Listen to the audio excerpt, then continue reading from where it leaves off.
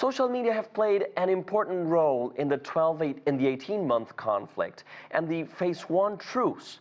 Political scientist Cecilia Denot joins us from Jerusalem to discuss that role. Cecilia, it's great having you. And, since the October 7 attack on Israel, another conflict has been evolving online between Israel and Hamas.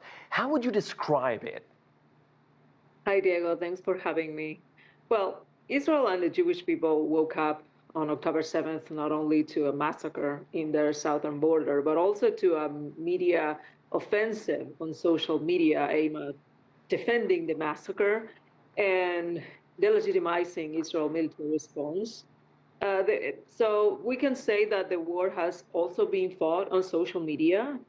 For years, Israel has faced a hybrid warfare effort across multiple fronts: academia, social media, NGOs, international organizations.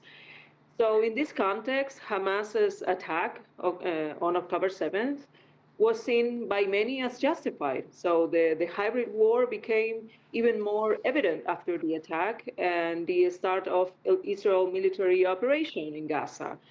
So while initially we could see Western solidarity with Israel, this quickly began to change, and social media played a key role in pushing the narrative that Israel was committing genocide, an accusation that started even before Israel operation began. And I think that another issue in this war on social media between both actors is that information coming from Gaza is entirely from Hamas. And so the situation that we are in is that many media outlets accept all of this as fact.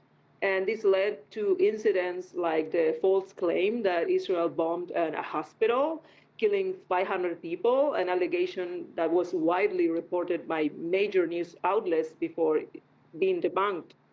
I see. And then you're addressing a key issue here because the battlefield has changed dramatically since the attack on Israel.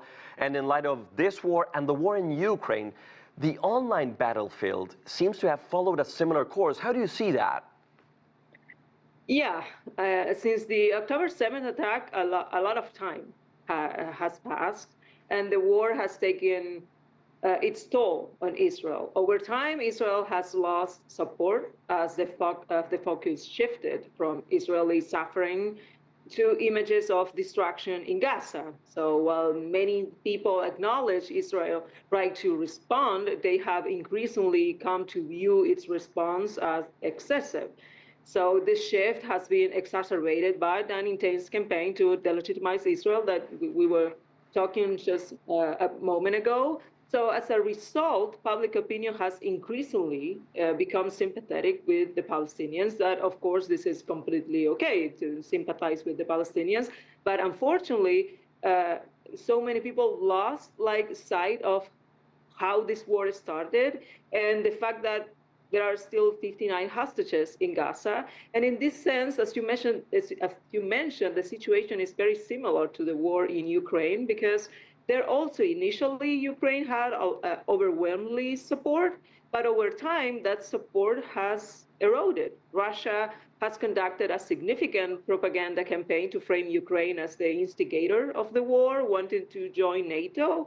And there has also been an effort to make, for example, American question the financial aid that they provide to Ukraine. And today, for example, among Republicans, support for Ukraine and Zelensky is remarkably low. So both Ukraine and Israel have struggled to present the legitimacy of their action as effectively as their rivals. I'd like to go into the distinctive features of those operating online. How would you compare those operating online for Hamas to those operating online for the pro-Israeli side? Well, polls have shown that those who support Israel tend to rely more on traditional media, experts, and official sources, while those who support Hamas or those who are more pro-Palestinian often get their information from social media, TikTok, influencers. So this makes them more vulnerable to propaganda because influencer content lacks fact-checking. So anyone can say anything online. But of course, it does not mean that pro-Israel supporters are well informed. I mean, not always. Traditional media can also spread misinformation. And there are a lot of pro-Israel influencers who share fake news as well. So I will say at a much lower level. However, this dynamic puts, I think, pro-Israel content in a disadvantage because influencer content, social media content like short videos, emotional appeals, Yeah. sensationalism tend to be more engaging, more persuasive, especially for younger audiences. So the pro-Palestinian narrative has also been framed as human rights issue and a fight against oppression, making it more appealing. That Israel messaging which is often defensive, and also, pro-Israel voices frequently find themselves in a more reactive position, constantly debunking accusations rather than promoting a more proactive narrative. And debunking alone is very ineffective. Cecilia Denot, thank you very much. Great having you.